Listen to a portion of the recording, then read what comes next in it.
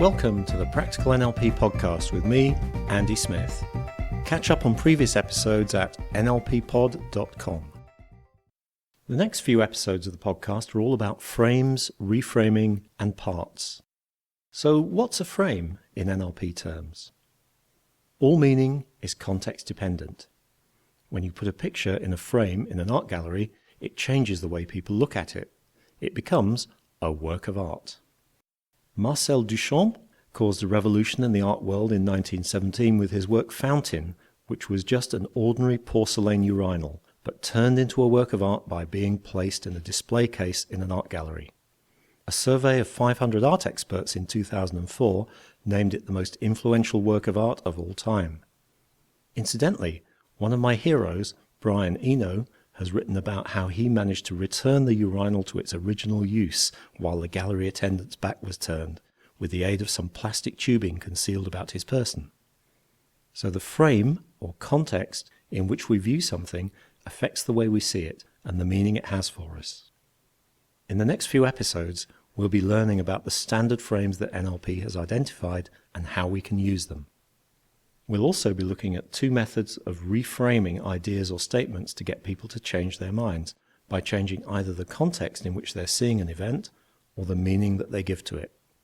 We'll also be learning about the power of making a distinction between an action and the intention behind it, and about how to use John Grinder's changework technique called the 6-step reframe, which you can use to mobilize the resources of the unconscious mind to deal with any problem.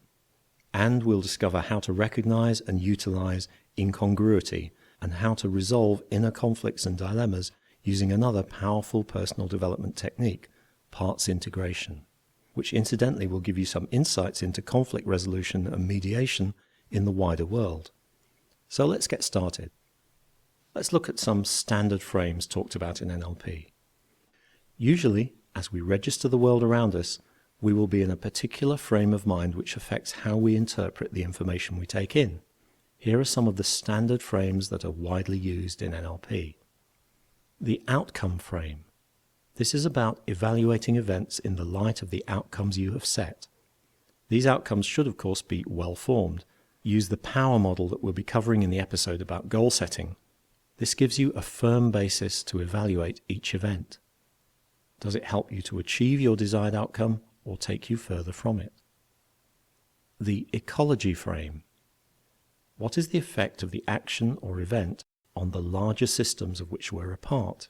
Family, team, organization, community, or the planet as a whole? Does it respect your integrity as a human being and the integrity of others involved?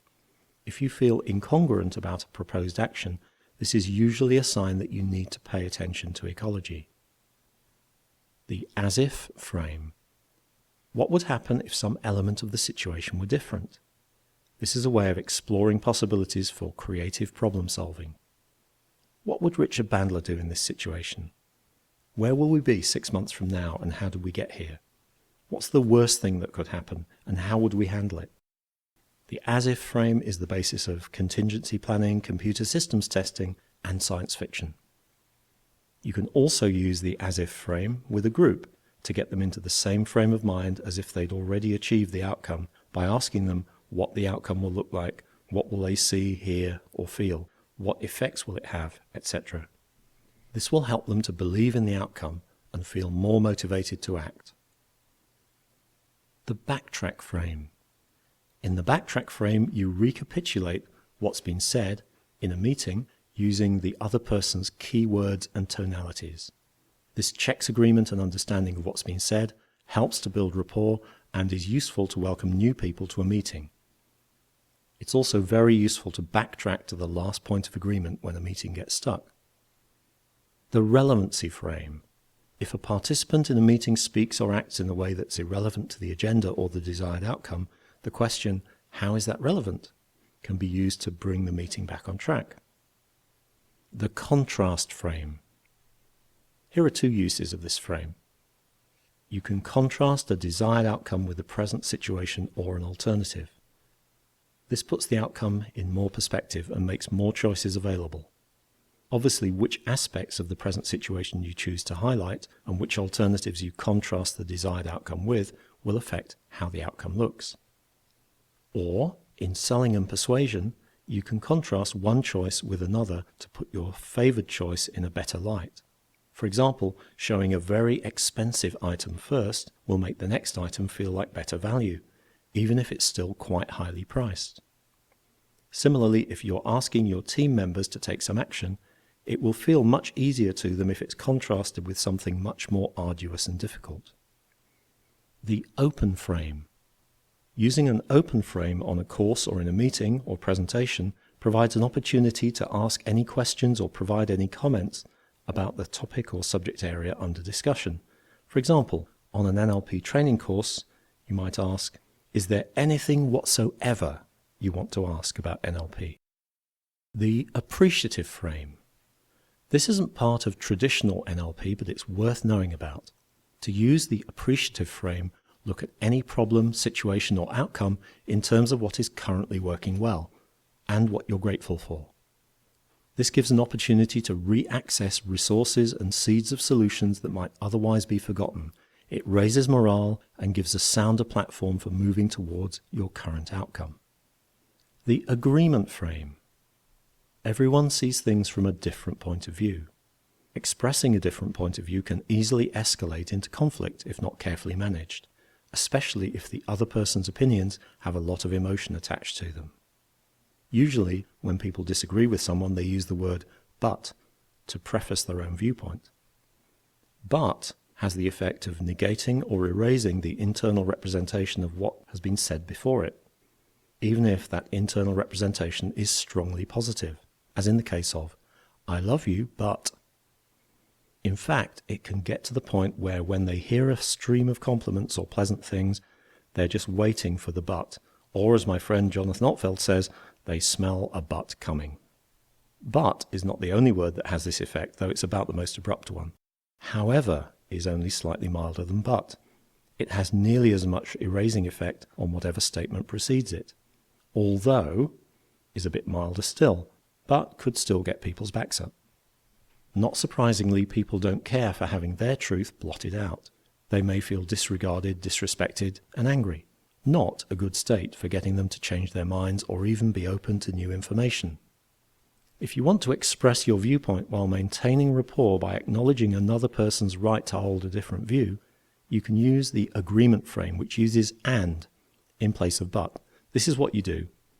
You could say, "I agree," if you actually agree with the other person's point but want to add a different or additional perspective. "I agree with you, and have you considered that it could also appear like this?" You could say, "I respect," if you want to show that you find something to respect in what the other person has said, despite disagreeing with it. For example, you respect the positive intention behind what they've said. "I respect your honesty in saying that, and you may want to be aware of this different viewpoint." "I appreciate." Even if you can't find anything to agree with or even respect, you can at least acknowledge the other person's opinion. "I appreciate the depth of your convictions about this, and I know you'll respect other people's right to a different view." Just as an aside, here's not what to say when applying the agreement frame. "I understand." This can sound patronizing. What the person hears might be along the lines of, "I have already thought of and dismissed whatever your little mind is capable of coming up with." Plus, if you miss or misunderstand any little detail of what the person meant, even if it's irrelevant to their main point, they can seize on it to demonstrate in their own mind that you don't understand them at all. Note the different internal representations of "but" and "and." "But" pretty much erases whatever goes before it, while "and" gives you two internal representations side by side, at least if the person is representing them visually. My friend Andy Jackson, who's about the best person I've ever met at taking NLP models and applying them in his work, in his case working with disaffected or underachieving young people, has a different language pattern for applying the agreement frame. If, for example, a young person is telling him how they can't do things or giving all sorts of examples to reinforce their low self-esteem, he might say to them, "What I'm seeing is someone who's survived a lot of challenges," or "What I see is that you've learned a lot in a short time." Two elements to notice in this pattern.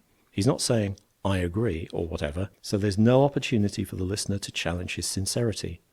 And he's making it explicit that it's what he sees, not something claiming to be a pronouncement of absolute truth. He's delivering a reframe, but leaving the original statement there as well. That's it for this week's podcast. Remember, you can see the show notes for this episode at nlppod.com, and you can download back episodes you may have missed from the online store at webstore.nlppod.com. See you next time.